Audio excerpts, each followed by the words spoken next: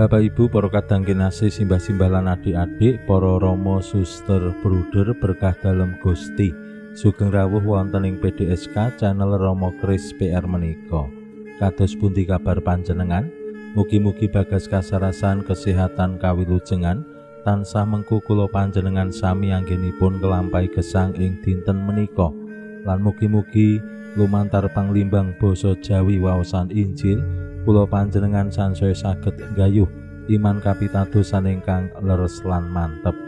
Langkung-langkung anggenipun kula panjenengan sansaya ngraosaken tuntunan dalem Gusti wonten ing gesang kula panjenengan ingkang asung kawilujengan. Gusti temtu boten negakaken kula panjenengan menika ngalami katiwasan utawi alangan utawi kacilakan.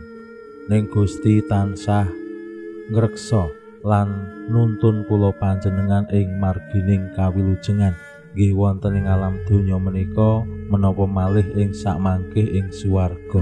Mung kadhangkala awake dhewe sok nyuwun sewu mbudhek, ngerti nek salah, ngerti nek dosa, ngerti nek bahayaning sok-sok awake dhewe nerabas. Umpamane numpak pit motor ning dalan tanpa STNK, tanpa helm, anggone ngriting yo nggo tangan, kepara nek arep nyabrang ora ngetke kiwa tengen. Nah, jane awake dhewe ngerti sing aman sing gawe slamet iki kepriye ning sok-sok terabas nekat. Utawi Bapak Ibu sampun sepuh umpamane ragane ya wis wiwit lemah ning gandeng jiwane sok-sok rumangsa isih ngenomi berjiwa muda, terus yen dalu tansah melek lesare sok bengi-bengi menika nggih jenenge nerabas nekat. Utawi ngerti yen kolesterole dhuwur, tensine dhuwur, gulane ya wis dhuwur ning anggone mangan tetep ngawur. Nah menika nggih nekat nerabas sing ndadekake awake dhewe terus cilaka, terus lara, terus tewas. Lajeng yen sampun ngalami katiwasan sing disalahke sapa? Gusti. Nah menika sing kadhangkala kalampah ana ing uripe awake dhewe, padahal Gusti tansah ngreksa lan nuntun awake dhewe ing margining kawilujengan.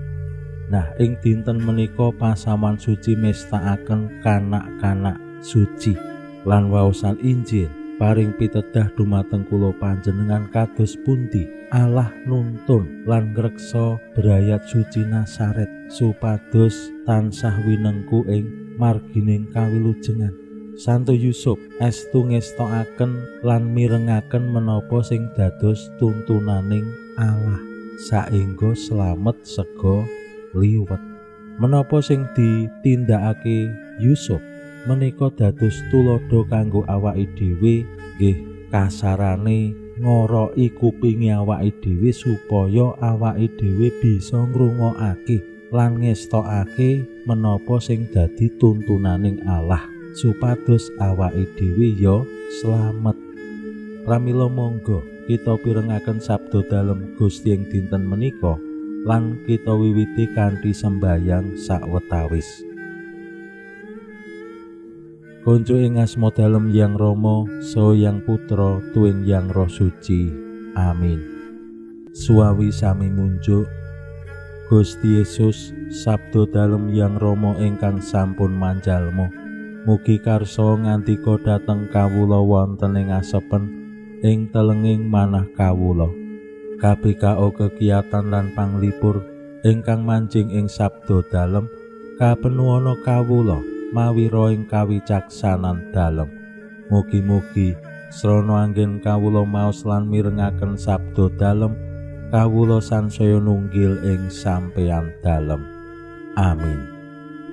Waosan Injil kapetik saking Injil Matius bab 2 ayat 13 ngantos dumugi 18.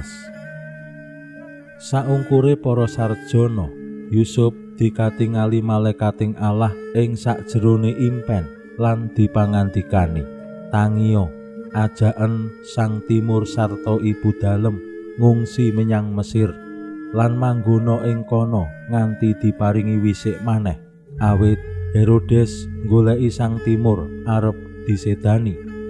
Yusuf wungu lan bengi-bengi ngajak ngungsi sang timur lan ibu dalem menyang Mesir.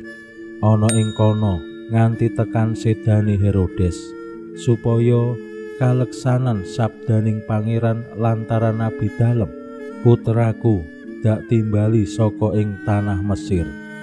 Kocapa bareng Herodes priksa yen diblenjani para sarjana, banjur muntap dukane lan dawuh mateni kabeh bayi lanang ing Betlehem lan sak kukubane sing umur 2 taun mudhun, miturut petungan wektu anggone nlesih para sarjana. Ing kono kaleksanan wewecane Nabi Yeremias, ana swara keprungu ing Ramah, tangis sambate ngaruwara, Rakel nangisi anak-anake lan ora kena dilipur, awit wis kebacut mati. Makaten sabda dalem Gusti. Suawi sami munjuk. Gusti, kawula munjuk sembah nuwun karana sabda dalem. Sabda dalem dadosa obor ingkang madangi margining gesang kawula. Katuntuna kawula sageta sabda dalem menika numusi manah ngantos tansah ngrembaka kangge nggayuh gesang ing suwarga. Amin.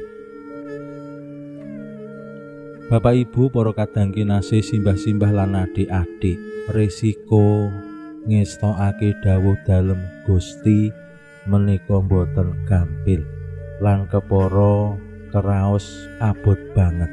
Bayangke nggih, Ibu Maria ingkang milih dados abdining Allah lan sandika ing dawuh dalem kedah nglairake putrane ana ing kandhang.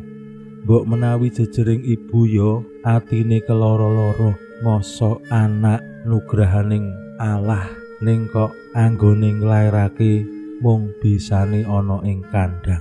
Kok ya ora sing luwih pantes. Jejering ibu mbok menawa ya nangis. Anake sing ditresnani mung dilairake ana ing kandhang lan kepara tanpa persiapan napa-napa. Saklajengipun kedah ngungsi jenenge duwe bayi. Nek kudu ngungsi menika lak rekoso banget. Werna-werna kudu digawa, disiapke. Lan kala wau dingendikake wonten ing Injil tanpa persiapan. Saksampunipun Yusuf nampi impen, lajeng menyat bablas langsung. Menika nggih temtu risiko. Mengko susune piye, bubure piye, popoke piye, lan sanes-sanesipun kangge sang timur. Ing Mesir mangkih manggene wonten pundi? Mbok menawi Maria lan Yusuf blas dereng nate dumugi ing Mesir, perjalanane pirang dina, numpak apa? Menika risiko anggenipun netepi lan ngestokake dawuhing Allah. Mbok menawi yen Yusuf lan Maria boten kagungan iman sing kuat, iman sing santosa, mandheg ning tengah dalan, menyerah. Awit sing diraosake wontenipun namung rekaos lan susah, belas boten wonten kabungahan. Nanging Injil ugi nyariosaken kenging menapa Yusuf lan brayatipun kedah ngungsi, awit Herodes goleki sang timur arep disedani.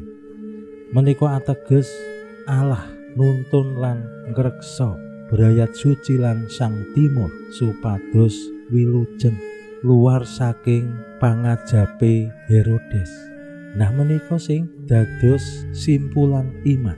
ingkang dipun alami dening Yusuf lan brayat suci. Menapa kula panjenengan wantun rikala kedah nglampahi risiko anggenipun ngestokaken lan mirengaken tuntunaning Allah? Menapa kula panjenengan nggih wantun setya rikala kudu susah-susah ngestokake lan mirengake tuntunaning Allah? Menapa lampahing gesang kula panjenengan ya modal nekat nerabas maneka warni pranatan sing jane agawe awake dhewe slamet? Pengalamanipun Yusuf dados kaca benggala kangge kula panjenengan. Pinuji Allah sakmenika sarta ing salami-laminipun. Salam sehat, salam bahagia, salam katentreman. Lan mugi-mugi lumantar panglimbang waosan Injil menika kula panjenengan tansah jinangkung lan binerkan dening Allah Sang Maha Kuwasa, Yang Rama saha Yang Putra tuwin Yang Roh Suci. Amin.